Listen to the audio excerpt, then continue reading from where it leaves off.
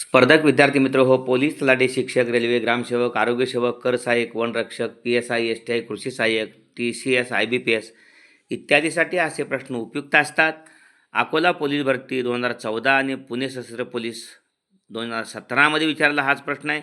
21 metre त्रिज्या वर्तुळाकार मैदानाला 5 फेऱ्या मारल्यास एकूण किती अंतर कापले जाईल?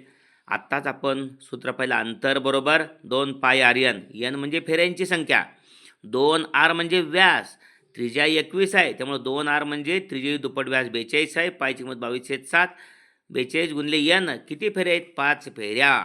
7 चोक्कम 42, 5 सक्क 30 गुणिले 22, 22 शून्य शून्य आणि 22 त्रिक 66, 660 मीटर. म्हणजे 21 मीटर त्रिज्या वर्तुळाकार मैदानाला 5 फेऱ्या मारल्यास एकूण 660 मीटर अंतर तोडले जाईल किंवा कापले जाईल किंवा जाईल. धन्यवाद.